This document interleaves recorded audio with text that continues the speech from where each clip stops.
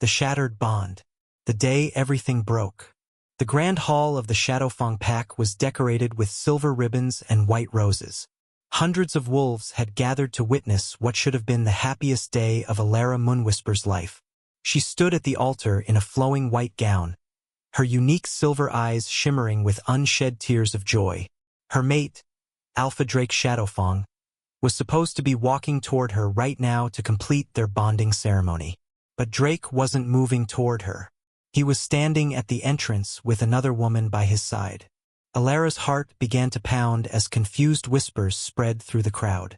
The woman next to Drake was Seraphina Goldencrest, daughter of the most powerful noble family in the Northern Territories. Her golden hair and amber eyes were considered the peak of wolf beauty. Everything Alara's unusual silver coloring was not. "What's happening?" Alara whispered to Elder Sage, who stood beside her as her guardian. The old woman's face had gone pale. "Child, I don't know, but steel yourself. Something is very wrong." Drake walked forward, his expression cold and distant. This wasn't the male who had whispered promises of forever just days ago. This wasn't the Alpha who had held her through the night and told her she was the most beautiful thing he had ever seen. When he reached the altar, Drake didn't take Alara's hands as tradition demanded.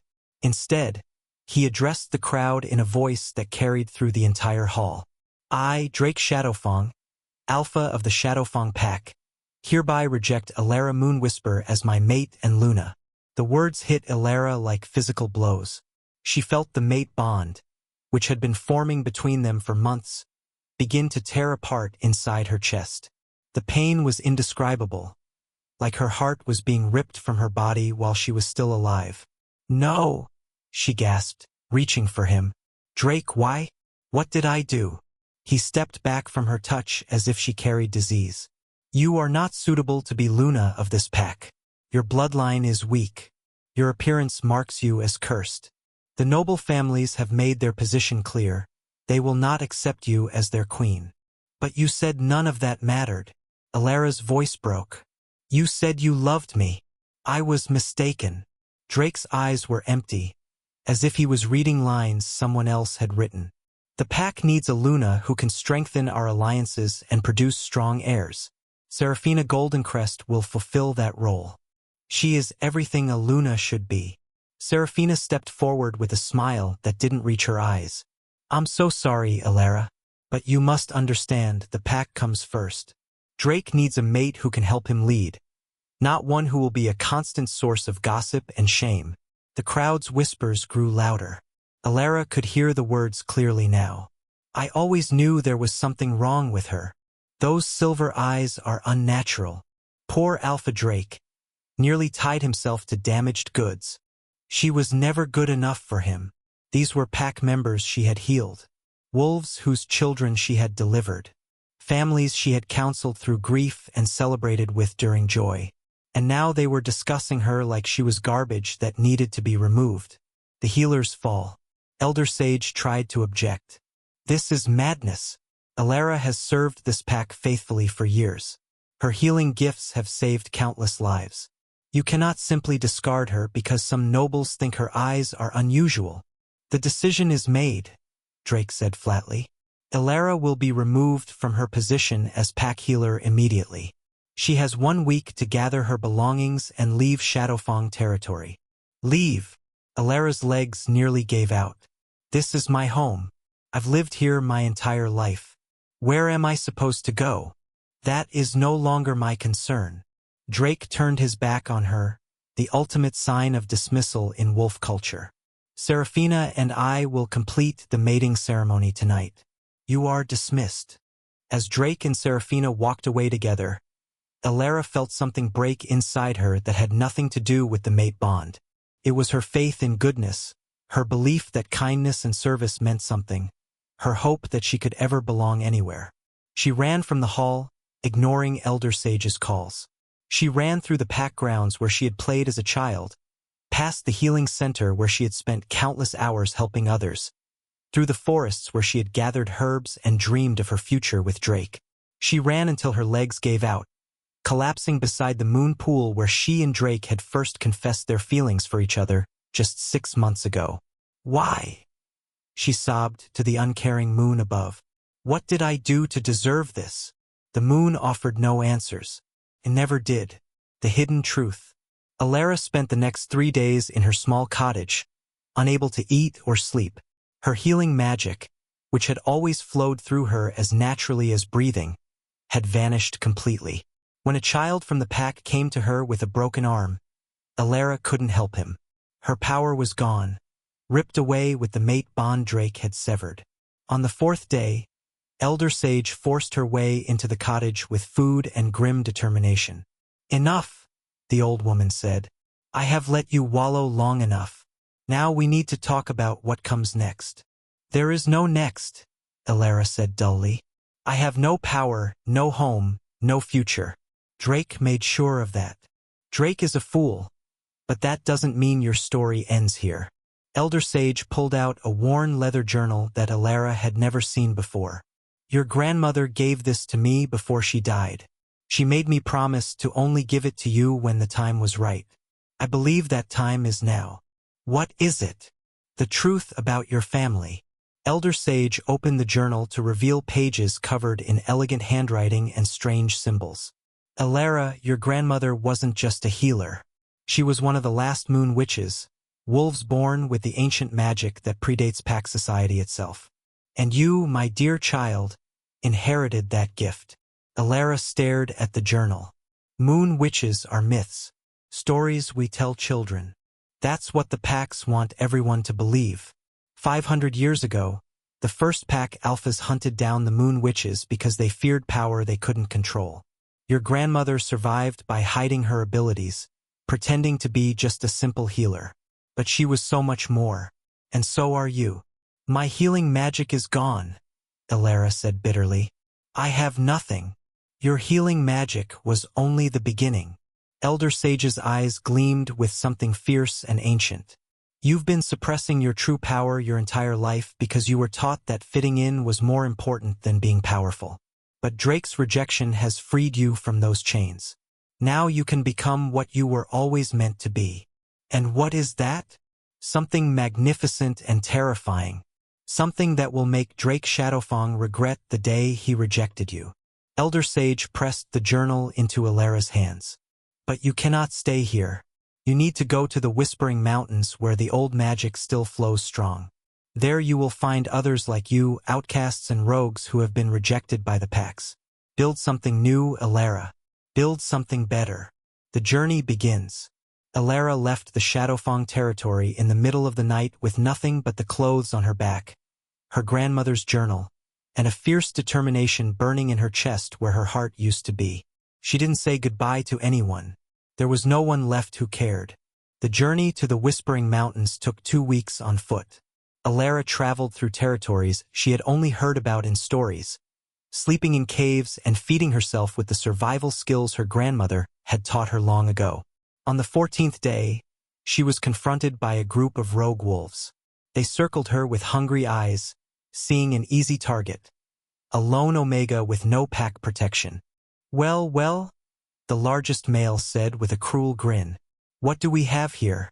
You lost little Omega? Alara should have been terrified. A month ago she would have been. But something had changed inside her during those 2 weeks of isolation and grief. The fear that had controlled her entire life was gone, burned away by betrayal and replaced with something darker. No, she said calmly. I know exactly where I am. The question is, do you? The rogues laughed. Brave words for someone surrounded and outnumbered. Outnumbered doesn't mean outmatched.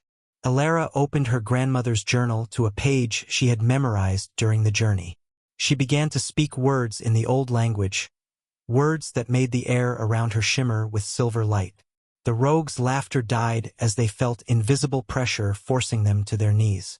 Their wolves whimpered in submission to a power they couldn't understand or resist. What are you? The leader gasped. I'm done being what others expect me to be. Alara's silver eyes glowed with power. Now get out of my way. They ran, and Alara continued walking toward the mountains with a small smile on her lips. It was the first time she had smiled in 2 weeks. When she finally reached the Whispering Mountains, She found a community unlike anything she had known. Wolves of every description lived here. Omegas rejected by their packs, alphas who had lost challenges, healers accused of witchcraft, warriors scarred by battles. They were all outcasts, all broken in some way, and they welcomed her without question or judgment. Meeting Cade Nightborn. On her third day in the mountain settlement, Elara was gathering water from the spring when a male voice spoke behind her. "You're the one who made 5 rogues flee in terror last week." I'm impressed. Elara turned to find a tall male with dark hair and eyes the color of midnight. He carried himself with the confidence of an alpha, but there was something haunted in his expression that she recognized because she saw it in her own reflection every day. "They were threatening me," she said simply. "I defended myself. With moon witch magic. It wasn't a question. I haven't seen power like that in decades." "Where did you learn it?" "My grandmother's journal." "Who are you?" "Cade Nightborn." He offered his hand, and when she took it, Elara felt a spark of recognition. "I'm something of a leader among the outcasts here, though I try not to make a big deal of it. We've all had enough of pack politics and alpha posturing." "Why are you here?" Elara asked. "You carry yourself like someone who was born to rule." Cade's smile was bitter. I was the Alpha King of the Western Territories until my own council betrayed me and put my cousin on the throne. They said I was too progressive, too willing to change the old ways. So they drugged me during a challenge and left me for dead. I survived, but I can never go back." I'm sorry. "Don't be. Losing everything showed me who I really was beneath the crown and expectations." Cade studied her with those midnight eyes. "I can see the same thing happen to you. You're in pain, but you're also free for the first time in your life. The question is, what will you do with that freedom?" Elara looked down at her grandmother's journal, then back at this exiled king who somehow understood exactly what she was feeling. "I'm going to become powerful enough that no one can ever hurt me again," she said quietly. "And then I'm going to make the wolves who rejected me regret it for the rest of their lives." Cade's smile was sharp and approving. "Then you and I are going to get along very well. Come on. I'll show you something that will help with your education." He led her to a hidden cave system beneath the mountains where ancient texts and artifacts had been preserved for centuries. It was a library of forgotten magic, knowledge that the packs had tried to destroy when they rose to power. "This is all yours to learn from," Cade said. "Study, practice, grow strong. And when you're ready, I'll help you take your revenge. Because here's the thing about outcasts, Elara, we might be broken, but we're also free from the rules that constrain everyone else. And that makes us more dangerous than any pack alpha could ever imagine." As Elara ran her fingers over ancient books, written in the old language, she felt something stirring inside her chest. It wasn't her healing magic returning. It was something darker, wilder, more powerful. It was the rage and pain of rejection transforming into pure, focused determination. Drake Shadowfang had thought he was discarding broken goods when he rejected her. He was about to discover he had created his own destruction. The rise of the Silver Luna. 6 months of transformation. 6 months passed in the Whispering Mountains, and Elara Moonwhisper was no longer the broken Omega who had arrived seeking refuge. Every day she studied the ancient texts, practiced the forbidden magic, and pushed her abilities beyond what she thought possible. Cade Nightborn was her constant companion, teaching her not just magic but strategy, politics, and the art of patient revenge. "Power without control is just chaos," Cade told her during one training session. "And chaos can be defeated, but power wielded with precision and strategy? That's unstoppable." Elara had absorbed every lesson. Her silver eyes, once a source of shame, now glowed with supernatural energy when she used her magic. Her healing abilities had returned, but transformed into something far greater. She could heal, yes, but she could also influence emotions, manipulate memories, and even sense the connections between bonded wolves. The outcasts in the mountains had rallied around her naturally. She healed their wounds, both physical and emotional, without judgment. She taught them that being rejected by the packs didn't make them worthless. It made them free. You've become a true leader, Kate observed one evening as they watched the sunset from their mountain perch. These wolves would follow you anywhere. Good, Alara said quietly, because I'm ready to start building something that will change everything. The Silver Haven. Alara's vision was ambitious. She would create a sanctuary for rejected and outcast wolves, a place where anyone cast out by the packs could find home, purpose, and protection. She would call it Silver Haven. Using the wealth that Cade had hidden before his exile, they purchased land on the border between 3 major territories. The location was strategic, close enough to pack lands that outcasts could reach it easily, but in neutral territory where no single alpha could claim jurisdiction. Word spread quickly through the underground network of rogues and rejected wolves. An Omega with silver eyes was offering sanctuary without conditions or judgment. She promised protection, training, and purpose to anyone who had been told they were worthless. They came in droves. First it was a handful, Omegas rejected for minor physical differences, Betas who had questioned their alpha's decisions, healers accused of using forbidden magic. But within 3 months, Silver Haven housed over 200 wolves, and more arrived every week. Alara discovered she had a gift for organization and leadership. She established fair laws that protected the vulnerable while maintaining order. She created training programs so even the weakest Omega could defend themselves. She built a thriving community from wolves that society had discarded. And as Silver Haven grew, so did Alara's reputation. The Silver Healer's fame. Stories began to spread through pack territories about a mysterious healer known as the Silver Luna. They said she could cure illnesses that had baffled pack healers for years. They said her magic was stronger than anything seen in generations. They said she welcomed anyone, regardless of their past or their status. Pack wolves who were suffering began to secretly travel to Silver Haven, desperate for help that their own healers couldn't provide. Alara treated them all, asking only that they spread the word about what she had built. The money started flowing in. Wealthy pack members paid enormous sums for her healing services. She invested every coin back into Silver Haven, building better housing, establishing farms for food security, and creating workshops where her outcasts could learn trades and crafts. Within 6 months of Silver Haven's founding, Alara had become one of the wealthiest and most influential wolves in the region. Her territory rivaled established packs in resources and population. But she wasn't satisfied yet, because one particular pack hadn't felt her impact. The Shadowfang pack. Drake's pack. The wolves who had rejected her. Drake's decline. Cade had spies throughout the territories, and the reports they brought back about Shadowfang pack made Alara smile in the darkness. Drake's perfect mating to Seraphina had been a disaster from the start. The golden-haired beauty might have looked perfect on his arm, but she had no gift for leadership or compassion. Under her influence, Drake had become harsher, more focused on appearances and noble politics than on the welfare of his pack. Worse, Seraphina was barren. 3 years into their mating, there were still no heirs. The noble families who had pushed for the match were growing concerned. An alpha without heirs was an alpha whose bloodline would die out. But the real problems ran deeper. Pack members were unhappy. The healing center hadn't functioned properly since Alara left. None of the replacement healers had even a fraction of her skill.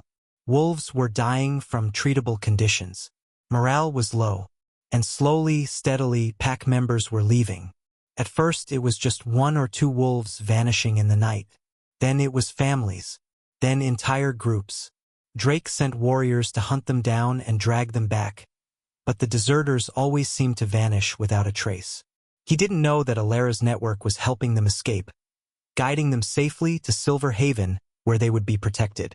Your former pack has lost 47 members in the past 3 months, Cade reported during one of their strategy sessions.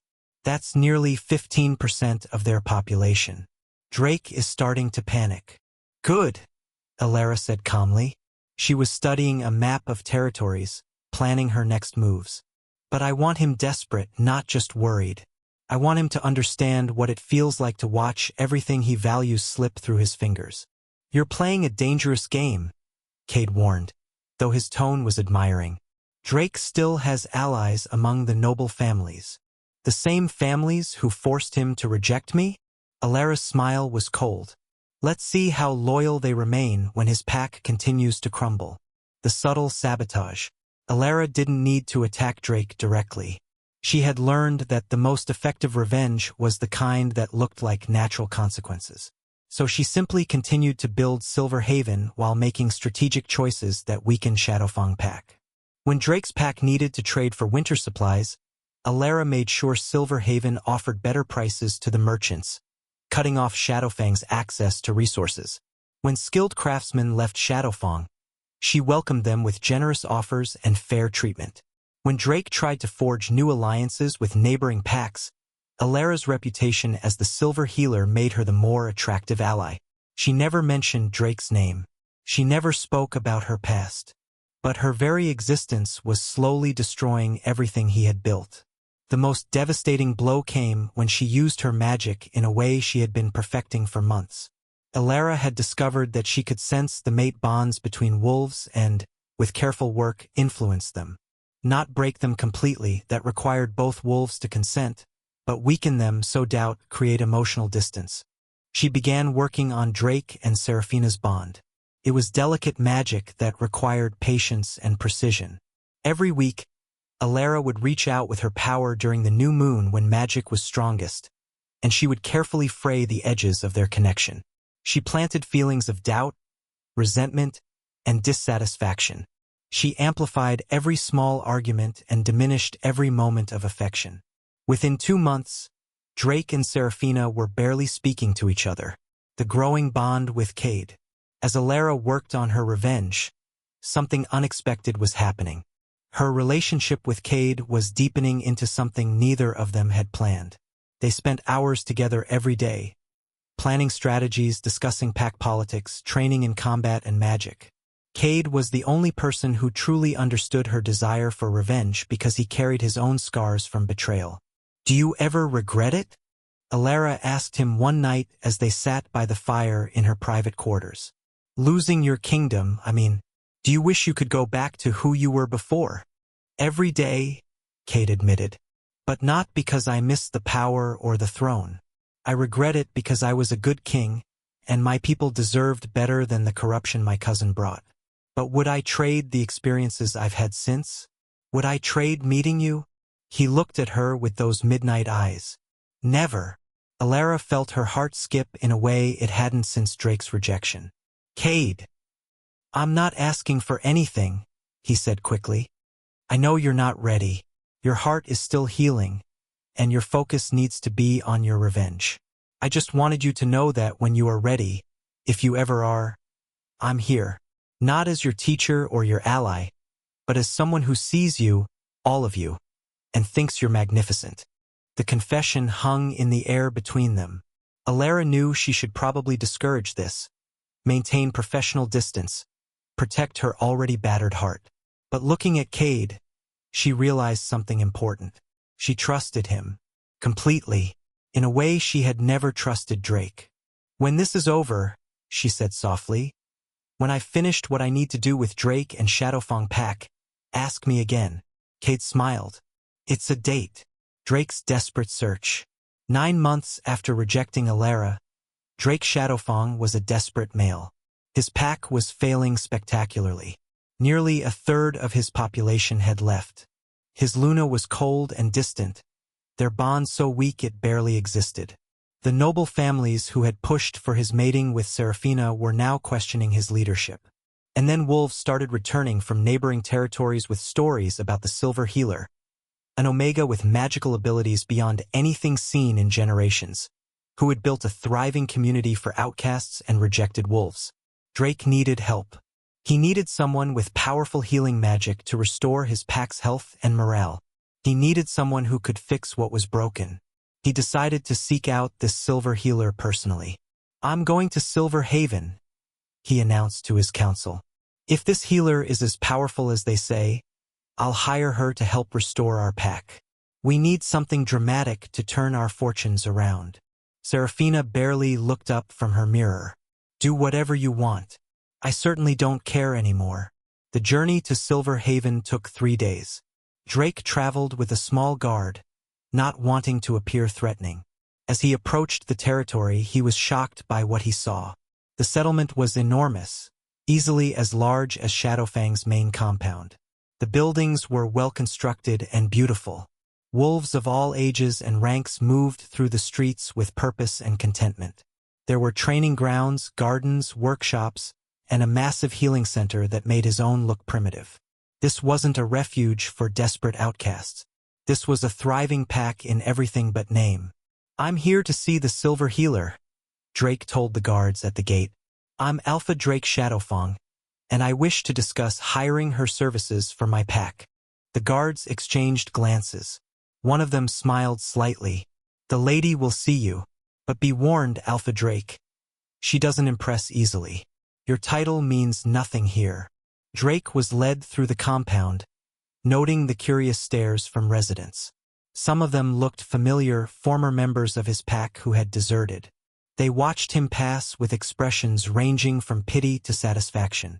Finally, he was brought to a beautiful building at the center of the settlement. Inside was an office that spoke of wealth and taste. Fine furniture, expensive art, shelves full of ancient texts. And behind a large desk sat a woman with her back to him, reviewing documents. "The Silver Healer will be with you shortly," a beta assistant said before leaving. Drake waited, rehearsing his speech. He would be respectful but firm. He would offer generous payment.